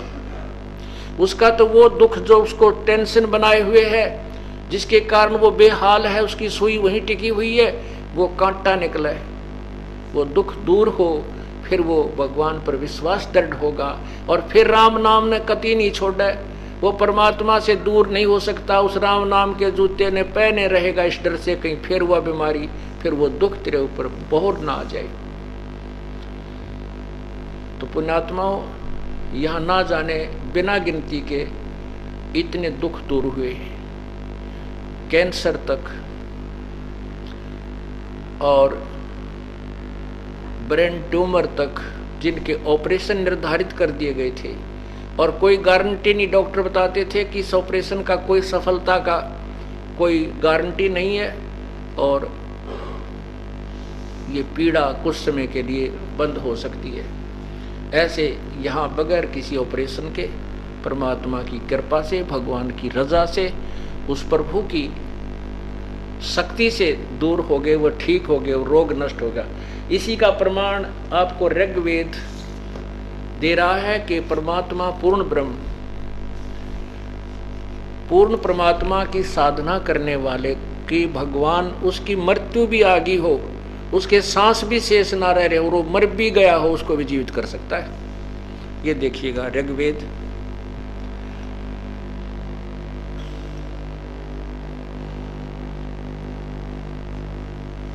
ये देखिए नीचे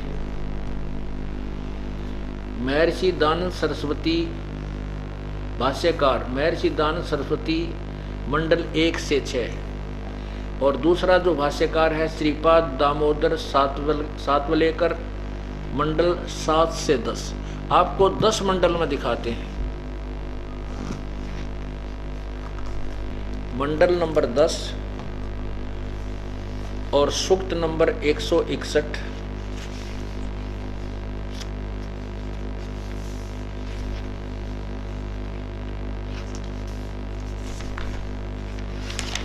ये देखिएगा, ये है मंडल नंबर ऋग्वेद भाष्यम और 10म मंडलम, और यहाँ देखिएगा 161 नंबर सूक्त है, जिसको अब यहाँ इसके 2 नंबर ये संस्कृत है, 2 नंबर मंत्र की। इसमें क्या अनुवाद किया है, ये संस्कृत है, ये संस्कृत है, ये संस्कृत है, ये संस्कृत है, ये संस्कृत है। ये देखिएगा, इस संस्कृत का अनुवाद इन्होंने किया है, यदि रोगी की अक्षीण आयु हो गई हो, यदि वह इस लोक से चला गया, अर्थात मर गया हो, चला गया है, इस लोक से चला गया है, ये संस्कृत है। आगे हिंदी, और यदि वह मृत्यु के पास गया हुआ है तो भी उसको मैं, भगवान कहता है, मृत्यु देवता नृत्य से के पास से लौटा ला सकता हूँ, ये संस्कृत है। आगे देखना, और उसको 100 वर्ष के जीवन के लिए प्रबल करूंगा।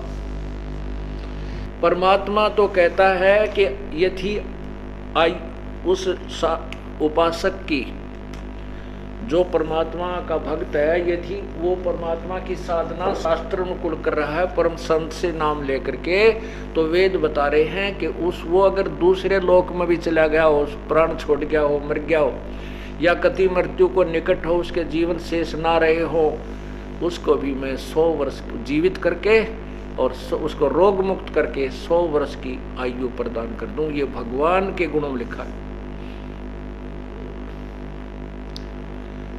और ये जो हमारा विरोध किया करते, हम समाचार पत्रों में लिखते थे कि उसको ऐसे ठीक हो गया, उसको ऐसे ठीक हो गया, तो ये उत्तर देते थे अज्ञानी कि हमारा करके दिखाओ, तुम किकर का लटका दे तार बांध रहे, थारा क्यों करो, कनेक्शन दो इस परमात्मा का ना हो तो फिर हमें बताओ।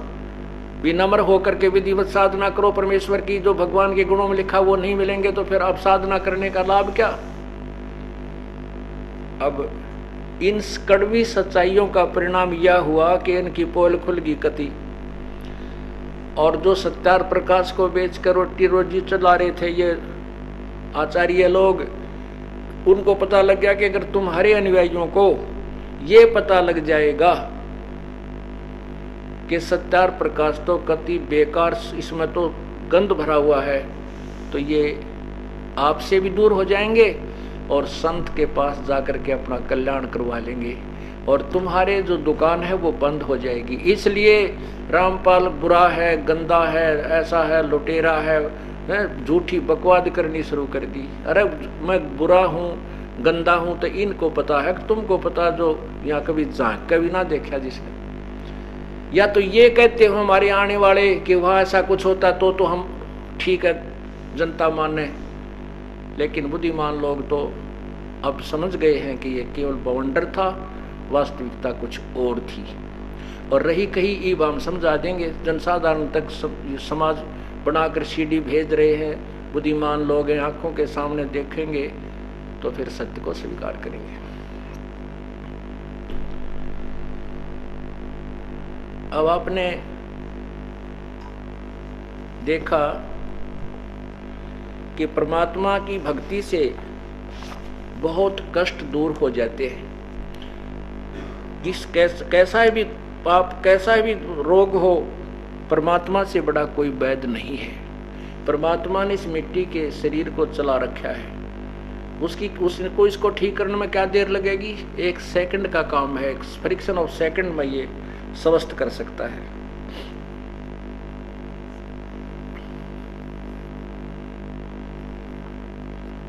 परमात्मा अपनी वाणी में बताते हैं, गुरुआ गाम बिगाड़े संतो गुरुआ गाम बिगाड़े, गुरुआ गाम बिगाड़े संतो गुरुआ गाम बिगाड़े, गुरुओं गाम बिगाड़े संतो इन गुरुओं गाम बिगाड़े, ऐसे कर्म जीव कहला दिए ईब जड़े ना झाड़े, संतो इन गुरुओं गाम बिगाड़े।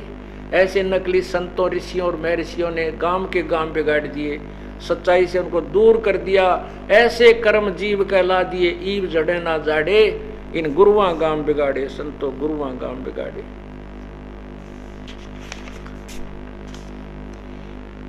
बोले गुरुआ गर्भ न कीजय, ताते पत्थर कदे नारी जय। अपने आत्माओं, जैसे हम मूर्ति की पूजा करते हैं, मूर्ति की पूजा व्यर्थ है, लेकिन मूर्ति को रखना, मूर्ति का सत्कार करना ये गलत नहीं है। जैसे आपके दादा परदादा की मूर्ति है और वो रखी है, चित्र कोई बुरा नहीं है, उससे आपकी पीढ़ी पड़पीढ़ी ये देखेगी हमारे दादाजी ऐसे थे, अच्छी बात है। लेकिन अब जैसे हम पूजा करते हैं भगवान की, अब उसकी मूर्ति आपने रखी हुई है, मूर्ति रखी है, बहुत अच्छा है, क्योंकि मूर्ति तो भगवान की याद दिलाती है कि ये परमात्मा कैसा है, इसमें क्या गुण है। जैसे सेब की मूर्ति है, आम का चित्र है, चाहे वो पत्थर का बना रखा है, चाहे कोई चित्र पेपर कागज पर बना रखा है, वो मूर्ति है। और वो उस मूर्ति को देख करके उस फल के गुणों की याद आती है, उसके पाने की लालसा, इच्छा बढ़ती है, प्रेरणा होती है। उस मूर्ति का इतना सहयोग है कि उसको देखने से उस मूर्ति वाले फल के गुणों का ज्ञान होता है और उसको पाने की इच्छा भी मन में प्रेरणा होती है। और यदि हम उस मूर्ति, जो जिस फल की मूर्ति है, उसको ओरिजिनल फल को नहीं प्राप्त करेंगे और केवल उस पत्थर की या कागज की मूर्ति पर मत्था टेकते रहेंगे, उसके ऊपर धूप दाप आरती करते रहेंगे, तो उस मूर्ति वाले, जिसकी वह मूर्ति है, उस फल का हम गुण ग्रहण नहीं कर सकते, उसका लाभ प्राप्त नहीं कर सकते। जिस फल की मूर्ति आपने देखी और आपके मन में, आपके मुंह में पानी आया कि इसको तो खाना चाहिए, उसको प्राप्त करने का तरीका भिन्न है। उसके लिए मजदूरी करो, कोई नौकरी करो, पैसे इकट्ठे करो, जोड़ो और फिर जाओ मार्केट में और फिर वो जिसका चित्र तूने देखा था उस ओरिजिनल फल को प्राप्त करो और फिर खाओ, आनंद होगा। ऐसे ही जिस भगवानों की आपने मूर्ति बना रखी है, पहले तो उनके मेरिट से परिचित हो, उनके गुणों से परिचित हो कि इस भगवान की साधना से हमें लाभ क्या होगा। फिर उस मूर्ति, वो मूर्ति बुरा नहीं है, मूर्ति तो उस भगवान के गुण याद दिलाती है। ये भगवान, जैसे भगवान विष्णु है, भगवान विष्णु की मूर्ति आपने देखी, उसके गुणों का ज्ञान होगा कि ये कैसा भगवान है, इसने क्या क्या किया, कौन किस किस रूप में अवतरित हुए और इनकी क्या स्थिति है। लेकिन वह मूर्ति भगवान नहीं है, वह मूर्ति भगवान की है। हमने उस मूर्ति की पूजा नहीं करनी, लेकिन मूर्ति रखना पाप नहीं, बुरा नहीं। हमने उस मूर्ति वाले ओरिजिनल भगवान के को प्राप्त करना है। वो कैसे मिले, उसका तरीका फिर है। उसके लिए बताते हैं, बोले गुरुआ गर्भ न की जय, ताते पाहन कदे नारी जय। पत्थर, जिस पत्थर की मूर्ति पर तू आसक्त हुआ बैठा है, नादान गुरु संत ऋषि, इससे भगवान परमात्मा प्रसन्न नहीं होगा। बाल मुकंद बोलत नाही, लटक बिहारी लूटे, गुरुआ के सिर मार पड़ेगी, पांडा कदे ना छूटे। जो गलत साधना बता रहे हैं जनता को कहते उनके भी जूते पड़ेंगे भगवान के दरबार में, उनका पीछा नहीं छूटेगा। गुरुआ के सिर फुरुआ फोड़ो, गर्ते काट घसीटो। ऐसे झूठे गुरु जो गलत साधना बताते हैं, वेदों को विरुद्ध ज्ञान देते हैं, कहते हैं उनका तो जूते लगावर गर्ते काट घसीटे, इसके पीटे पाप नहीं है, उसने निश्चय पीटे। ऐसे निकम्मा आदमी जो वेदों की आड़ में और वेदों के विरुद्ध ज्ञान दे रहा है, वो कहाँ का ऋषि, कहाँ का गुरु, कहाँ का वो ब्राह्मण, कहाँ का विद्वान, वो तो दुश्मन है इस मनुष्य जीवन का। कहते हैं उसने तो घर में भी नहीं बढ़न दे इसे व्यक्ति ने। गुरुआ के सिर फरुआ फोड़ो, गर्ते काट घसीटो, इसके पीटे पाप नहीं है, इसने निश्चय पीटो। या देवल में देव नहीं है, पान पता से खाई, बिल्ली बीट शीश पर कीटनी कुतरे धार लगाई। जिस मूर्ति को तुम भगवान मानते हो उनके ऊपर बिल्ली मूत जा, कुत्ता मूत जा, और वो उसकी टांग ना तोड़ता, अर्थात वो भगवान नहीं है, वो केवल मूर्ति है, चाहे वो पत्थर की है, चाहे वो पीतल की है, चाहे चांदी या सोने की है, वो भगवान की मूर्ति है, मूर्ति भगवान नहीं है। बिल्ली देव बिडारत नाही, मूर्ति में कुछ खोरी, या देवा में शक्ति होती तो कुत्ते की टांग क्यों ना तोड़ी। मूर्ति के नहीं सरवन चश्मा, गुरुआ घंट बजावे, खीर खांड का भोजन धर के आप ही गुटकावे। ये पुजारी पूजा करते हैं, भगवान के लिए भोग बनाया, मूर्ति का आगे रख दिया, खीर खांड धर के, क्योंकि मूर्ति का तो कान भी कोई ना वो सुनती ना बोल सकती है, और मूर्ति का बहाना करके वो पुजारी उस माल को आप ही गुटक जाता है, आप ही खाता है। बैरागर की परख नहीं है, पाहन गांठी बांधे, या गुरुआ के लित्र लाओ, ये गुरुआ सब आंधे। परमात्मा कबीर परमेश्वर की अमर वाणी में आदरणीय गरीबदास साहिब जी बता रहे हैं कि इसे गुरु का तो लित्र लावे, ये तो अंधे हैं। अंधा वही है जिसको ज्ञान नहीं, ज्ञानहीन नेत्र नहीं है जिनके। अब क्या बताते हैं, गुरुआ गाम बिगाड़े, संतो गुरुआ गाम बिगाड़े, ऐसे कर्म जीव कहला दिए भौर जड़े ना जाड़े। ये पत्थर को परमेश्वर कहते, यह नंदा बड़ भारी, या कीमों को समझ नहीं पड़ी, पूजा करी अकगारी। जो हड़का जल भर कह लाए, शरणामृत ठहराए, जड़ के चरण धोकर दीने चेतन को फिर पाए।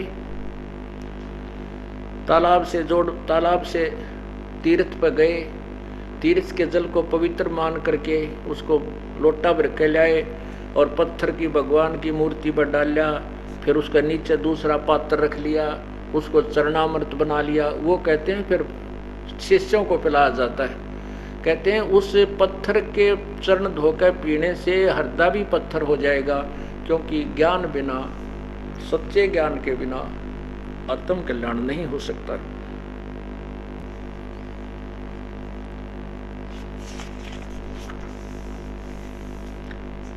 अब उसके बारे में परमात्मा बताते हैं, जो सच साधना भाई ऐसे करो।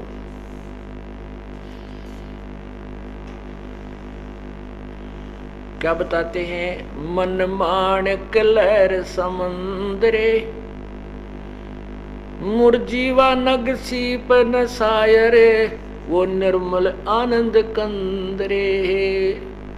मन माणक लहर समुद्रे, मुरजीवा नग सीप नसायर, वो निर्मल आनंद कंदरे। मोती मुक्ता दर्शत नाही, ये जग है सब अंदरे, दिखत के तो नैन जिसम, इनका फेरा मोतिया बंदरे। नर नारायण देही पाके, जय कट्या न जम का फंदरे। रतन अमोली दर्शत नाही, धक है वाकी जंदरे। पूर्ण ब्रह्म रटे अविनाशी, जो भजन करें गोविंदरे। भाव भक्ति जा हृदय होई, क्या कर है सुरपति इंद्रे। लख 84 बहे जात थे, इंद्री कर्म न लगे लगारम, जो भजन करे नर द्वंद्रे, गरीबदास जग कीर्ति होगी, जब लग सूरज चंद्रे।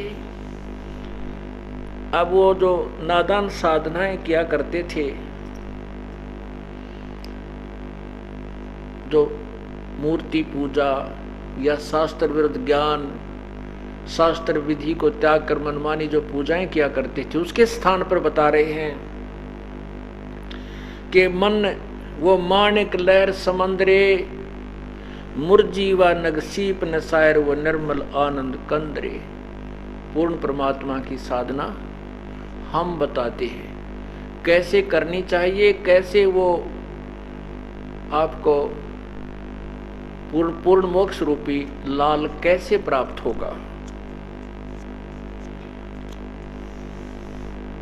जैसे अभी आपने महर्षि सिद्धांत की सोच पढ़ी, वेद तो कह रहे हैं कि परमात्मा घोर पाप ने काट दे, और स्वामी जी कहते हैं कि साधना से पाप नहीं कटते। तो यही सारी थ्योरी बदल गई, सिद्धांत ही खत्म हो गया भक्ति का, इंसान नास्तिकता की तरफ चल पड़ा। क्योंकि हम वेदों को नहीं जानते थे, ना ही हमने शकल देखी थी वेद कैसे होते, और इन महापुरुषों पर इतना दृढ़ विश्वास कर दिया कि इन्होंने जो बता दिया वो फाइनल है, फिर हमने वेद देखने की आवश्यकता है को नहीं।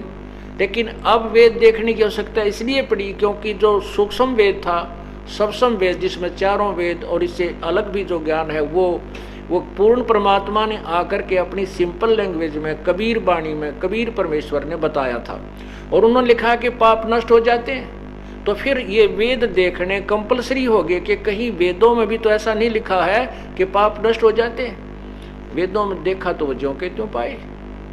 वेद सही कह रहे हैं कि पाप नष्ट हो जाते हैं, और वेदों की आड़ में जो झूठ बोला करते, जिनको महर्षि और ब्राह्मण और विद्वान मानते थे, वो अज्ञानी थे, अंधे थे। वेद पढ़े पर भेद न जाने, वो बाँचे पुराण 18। वेद पढ़ते थे पर उसका अर्थ नहीं समझ सके, और 18 पुराणों को भी पढ़ते थे, वो निष्कर्ष नहीं निकाल सके। उसी के बारे में कह रहे हैं, मोती मुक्ता दर्शत नाही, यो जग है सब अंदरे, दिखत के तो नैन चश्मिन के फिरा मोतिया बंदरे। दिख ये हमने तो ऐसे लगते जैसे बड़े विद्वान महर्षि की पदवी दे दी स्वामी दानंद जी को, और इनके फिरा मोतिया बंदरे, इनके ज्ञान वाली आंखें नहीं थी, इनको तत्व ज्ञान नहीं था। इसलिए ये भक्ति मार्ग का जो है ना बट्ठा बैठ गया, और मानव समाज बर्बाद होता जा रहा है। अब जो पुण्यात्मा परमात्मा की आड़ में आ गए, उनके वह सुख हो रहे हैं जो पैसा लगता था बुराइयां पर। शराब पीते थे, दारू हुक्का पीते थे, सिगरेट पीते थे, मांस खाते थे, वो तो कति बैन लाग गया, उसको तो छूते नहीं।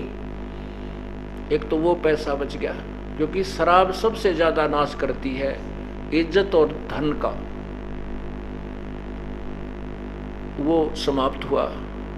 वो पैसा बिना कमाए बच गया, क्योंकि वो तो कमा कर बर्बाद हो रहा था। वो नो का नो बच गया, वो उस बेनिफिट हो गया हमारे को। और दूसरा जो बीमारी हुआ करती थी, जो दवाइयों से भी ठीक नहीं हो रही थी, लाखों रुपए लगा दिए थे परमात्मा के नाम, तो क्योंकि उसके गुण में लिखा है कि वो रोग को, असाध्य रोग को दूर कर सकता है, वो रोग बिना दवाई के ठीक हो गए, वो पैसा बच गया। और आने वाली आपत्तियां जो हमारे कर्म में और दंड थे, वो भी परमात्मा टालने शुरू कर देता है, क्योंकि उसके गुणों में लिखा है। तो इस प्रकार फिर हम बुराई नहीं कर सकते। फिर ये भी हम बताया जाता है कि अगर आप नियम तोड़ दोगे, किसी का चोरी करोगे, ठगी करोगे, झूठ बोलोगे, बुराई करने लग जाओगे, तो परमात्मा हाथ उठा लेगा और तुम्हारी फिर वही दुर्गति शुरू हो जाएगी। ये सत्य है। तो फिर हम उस बुराई को नहीं कर सकते जो अनजानपने में किया करते थे। क्योंकि जैसे बालक बिजली के तार को भी हाथ से छू लेता था, जब उसको ज्ञान नहीं था कि ये इतना भयंकर है, जब वो बड़ा हो जाता है फिर औरों को भी आगाह करता है, सचेत करता है कि इसका हाथ मत लगाना, बहुत बुरी चीज है। पहले हम छोटे छोटे थे तो कोई नो कह देता ना, तेने पाप लगेगा, ऐसा कर दिया तो वहीं हाथ रुक जाता था। और अब किसी बालक ने कह के देख लो तेने पाप लगेगा, नु कहा लगन दे, क्योंकि उनको पता ही नहीं रहा, उनको डर नहीं रहा कि ये भयंकर वस्तु है जो तुम कर रहे, ये इतना दोष है और इसका क्या परिणाम होगा। उसके लिए बताते हैं कि मोती मुक्ता दर्शत नाही, ये जग है सब अंदरे, दिखत के तो नैन चिसमिन के फेरा मोतिया बंदरे। जैसे किसी का सफेद मोतिया बंद हो जाए, उसकी आंखें बिल्कुल सफेद स्वस्थ नजर आती हैं, लेकिन उसको दिखता कती नहीं।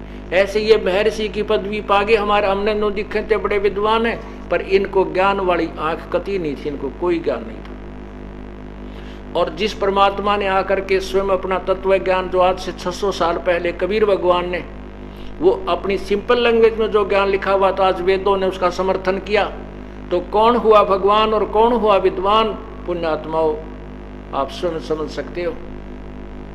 यजुर्वेद अध्याय नंबर 40 के श्लोक नंबर 10 में लिखा है कि कोई तो भगवान को साकार यानी जन्म लेने वाला कहता है, कोई उसको जन्म ना लेने वाला, प्रगट वैसे ही प्रगट होने वाला कहता है। कहते इसके विषय में, भगवान के विषय में वास्तविक जानकारी तो तत्वदर्शी संत देंगे, उनसे सुनो।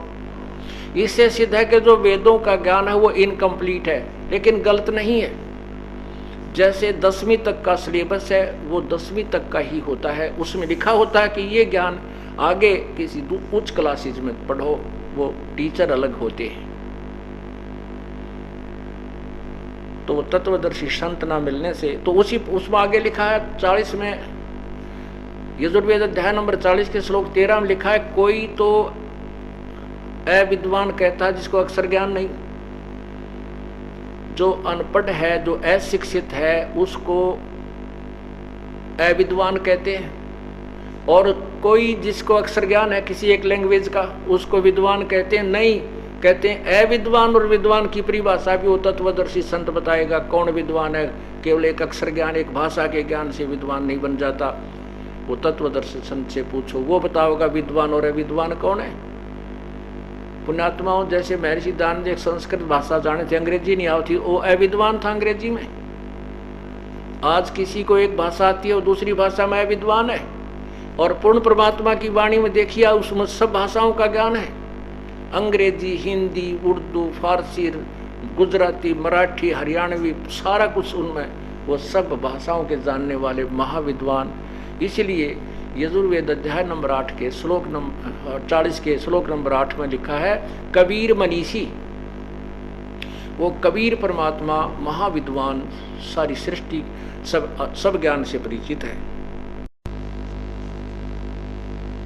नर नारायण देही पाके ज कट्याना जमका फंदरे, रत्न अमोली दर्शत नाही, ढक है वाके चंद्रे। कि ये सुंदर शरीर नर नारायण देही पाके है। मनुष्य परमात्मा ने मनुष्य को अपने ही जैसा स्वरूप दिया है। परमात्मा मनुष्य जैसा है, साकार है, वो निराकार नहीं है। निराकार उसकी पावर है, शक्ति है।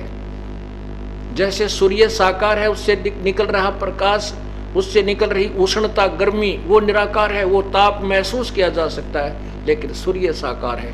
ऐसे ही परमात्मा साकार है, उससे निकल रहा प्रकाश भी देखा जा सकता है, उसका शरीर साकार है, और उसकी जो गुप्त शक्ति है वो सब कार्य कर रही है। सूक्ष्म से सूक्ष्म, अणु से अणु को भी वो शक्ति, परमात्मा की शक्ति अपने नियम के अनुसार चला रही है।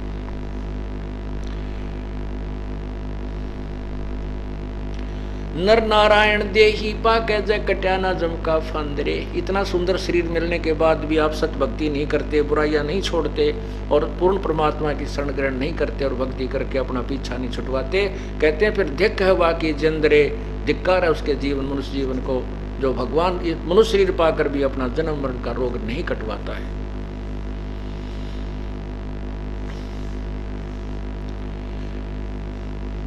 इंद्री कर्म न लगे लगारम, जो भजन करे निर्द्वंदरे। गरीब दास जो कीर्ति होगी, जब तक सूरज चंद्रे।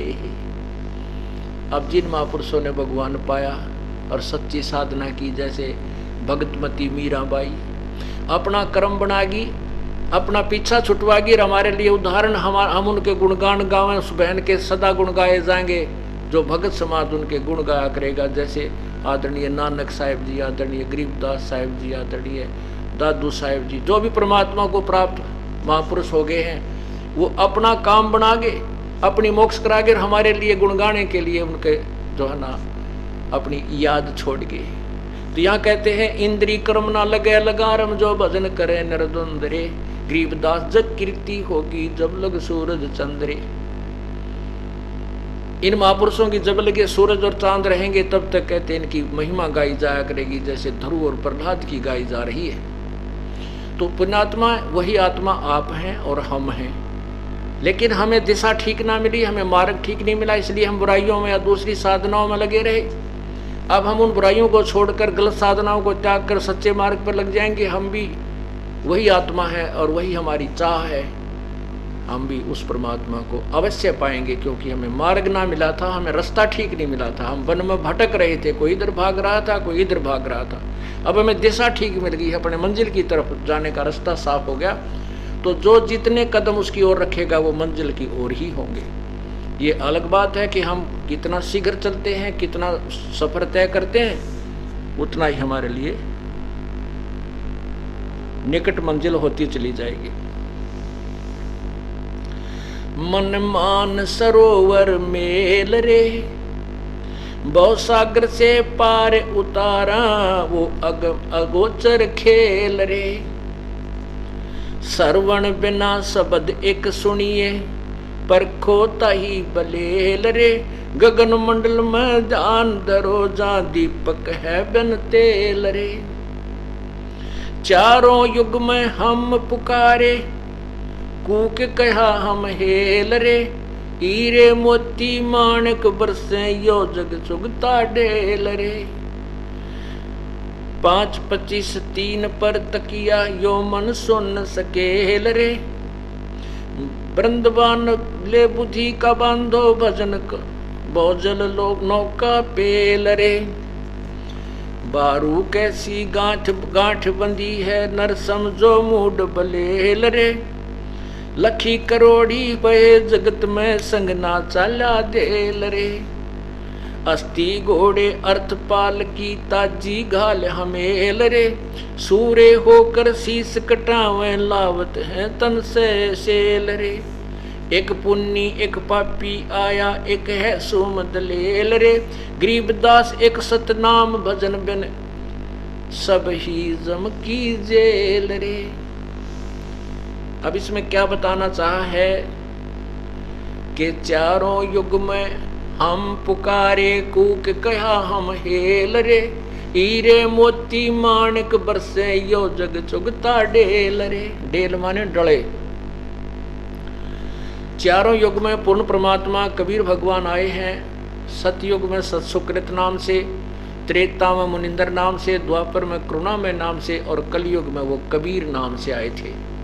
उस समय उन्होंने यही यथार्थ साधना बताई थी जो दास आपके समक्ष प्रमाणित कर रहा है और वेदों और गीताओं से उसका प्रमाण समर्थन दे रहा है कि वेदों में भी ऐसा लिखा जो 600 साल पहले लिखी उस साधारण वाणी में लिखा था। वही परमात्मा बता रहे हैं कि चारों युग में हम पुकारे, कूक कहा हम हेल रे। हमने आवाज लगा लगा रुक के मार मार के कहा कि हीरे माणिक मोती बरसे, यो जग चुगता ढेल रे। कि तुम शास्त्र विरुद्ध साधना रूपी और पूर्ण परमात्मा की भक्ति ना करने करके ये डले के इकट्ठे कर रहे हो, तुम हीरे मोती और लाल को छोड़ चुके हो। सत साधना पूर्ण परमात्मा की नहीं करके आप दुख इकट्ठे कर रहे हो, डले ढो रहे हो, अर्थात यथार्थ धन भक्ति का नहीं प्राप्त कर रहे हो। फिर कहते हैं एक पुन्नी एक पापी आया, एक है सोम दलेल रे। गरीबदास एक सतनाम भजन बिन, सच्चे भक्ति सच्चे नाम के जाप बिना सब ही काल की जेल रे। एक शास्त्र एक पुण्यात्मा कहता है कि एक तरफ तो आप कहते हो भी जैसी भी कोई साधना भक्ति करता है उसका फल भगवान अवश्य देता है, चाहे बुरा कर रहा है चाहे अच्छा कर रहा है। एक तरफ का आप कह रहे हो कि वो साधना व्यर्थ है, उसका कोई लाभ नहीं। हाँ, इसमें समझने का अंतर है। जैसे आपने कोई भी पुण्य कर रहा है, मन मर्जी से कर रहा है। जैसे पुण्यात्मा ऐसी बहुत हैं, भाई पक्षियों को दाने डाल रही हैं, अच्छी बात है। कुत्तों को रोटी डाल देते हैं, बहुत अच्छी बात है। प्याऊ खुलवा रखी है, बहुत अच्छी बात है। और भी पशु पक्षियों को चारा डालते हैं, बहुत अच्छी बात है। लेकिन ये साधना केवल इससे काम नहीं चलेगा। क्या बताते हैं, जिन हर जैसा सुमरिया ताको तैसा लाभ, ओसा प्यास न भागे ही जब लग दसे नी आब। जो साधना आप कर रहे हो इनका पुण्य, इनका फल मिलेगा, लेकिन मोक्ष नहीं है। मोक्ष नहीं हो सकता, जन्म मृत्यु नहीं टल सकती, और आपको मनुष्य शरीर भी प्राप्त नहीं हो सकता। अब जैसे बहुत से पुण्यात्मा हैं, भंडारा करते हैं, तीर्थों पर चले जाते हैं, वह भंडारा करते हैं, हजारों लोगों को जमा देते हैं, खाना खिला देते हैं, पक्षियों को भी दाना डालते हैं, वो तो अच्छी बात है, लेकिन वो शास्त्र विरुद्ध साधना है, मनमाना आचरण है। और मनमाना आचरण गीता जी के अध्याय नंबर 16 के श्लोक 23 में स्पष्ट किया है कि जो शास्त्र विधि को त्याग कर जो मनमाना आचरण करते हैं, अपनी सब इच्छा से जो साधनाएं करते हैं, उनकी ना मोक्ष होता है, ना गति होती है, ना सुख होता है, ना उनको कोई कार्य सिद्ध, ना उनकी कोई सिद्धि प्राप्त होती है, व्यर्थ है। अब जैसे आपने कई कुत्ते देखे होंगे, कार में बैठे हैं, मनुष्य ड्राइवर है और कुत्ता मालिक की सीट पर विराजमान है, और बड़ा सुंदर शरीर है और चला जा रहा है। फिर वहाँ जहाँ वो रहता है उसका रेजिडेंस देखा, कुत्ते का अलग से कमरा है, उसमें कूलर लगा हुआ है, 2-3 बार हफ्ते में, महीने में 2-3 बार वेटरनरी सर्जन अर्थात पशु डंगर डॉक्टर उसको चेक करने आता है, उसको बहुत सुंदर आहार दिया जाता है, दिन में 2-2 बार उसको साबुन से नहलाने वाला नौकर है। अब उस कुत्ते वाली आत्मा ने पहले कभी किसी जन्म में जब वो मनुष्य था उसने पुण्य किए, उसको किया हुआ फल तो मिल गया, लेकिन मनुष्य शरीर नहीं मिला उसको। और जो उसने पुण्य किए थे, दान किए थे, धर्म किया था, वो तो मिल गया, क्योंकि एक मनुष्य को, जनसाधारण को, अच्छे व्यक्ति को भी वो सुविधा उपलब्ध नहीं जो उस कुत्ते वाली आत्मा को उपलब्ध है। उसने पिछले जन्म में जो पुण्य किया था वो भगवान ने कुत्ते वाले जीवन में सारा दे दिया। लेकिन वो यदि संत की शरण में आ जाता और सत्साथ यही दान पुण्य करता जो संत बताता, उस नादान को मनुष्य तो जन्म मिलता है, और मनुष्य जन्म में वो कार भी मिलती, कोठी भी मिलती, कूलर भी मिलते, और सारी फैसिलिटी, मेडिकल सुविधाएं भी प्राप्त होती, और मनुष्य जीवन में कभी ना कभी कोई संत भी मिल जाता ताकि आगे की भक्ति शुरुआत करा देता। अब वो कुत्ते वाले जीवन में पिछले पुण्य खत्म करके फिर सूर बनेगा, पता सूर को क्या सुविधा होगी, और फिर पता नहीं किन योनियों में जाएगा। तो इसलिए बताते हैं, एक पुण्य एक पापी आया, एक है सोम दलेल वे, गरीबदास सतनाम भजन बिन सब ही काल की जेल रे। अब जिसने पुण्य किए हैं वो पुण्यों का फल मिल गया, और जिसने वैसे ही अपना साधना की है, वेदों केवल ब्रह्म तक की या किसी अन्य स्वर्ग प्राप्ति की यज्ञ की है, वो स्वर्ग में चला गया। पुण्य वहाँ स्वर्ग में पुण्य समाप्त करके फिर 84 लाख योनियों में आ गया। तो जब तक ये पूर्ण परमात्मा की सत साधना, जैसे गीता जी के अध्याय नंबर 18 के श्लोक नंबर 62 में लिखा है कि अर्जुन, वो गीता बोलने वाला भगवान करा कि अर्जुन तू उस परमेश्वर की शरण में जा जिसकी कृपा से तू परम शांति और 700 स्थान यानी सतलोक में चला जाएगा। सर्वभाव से उसकी शरण में जा। अपने विषय में चौथे अध्याय के 5वें श्लोक में कहता है कि अर्जुन तेरे और मेरे बहुत जन्म हो चुके हैं, तू नहीं जानता मैं जानता हूं। इससे सिद्ध है कि गीता ज्ञान दाता स्वयं जन्म मृत्यु के रोग से ग्रस्त है, वो पूर्ण मुक्त नहीं है। वो किसी और भगवान की तरफ संकेत कर रहा है कि उसकी शरण में जा, उसकी कृपा से तू परम शांति यानी तेरी सदा के लिए जन्म मृत्यु समाप्त हो जाएगी।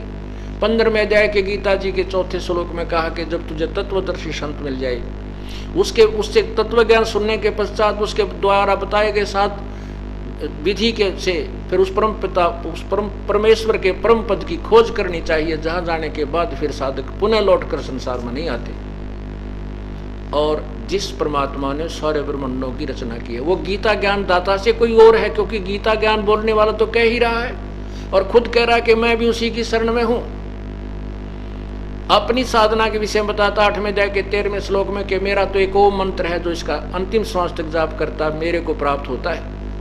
और उस परमात्मा को 8वें अध्याय के 8, 9, 10, 3 श्लोक में स्पष्ट किया है कि उस परमात्मा की साधना करता उसको प्राप्त होता है।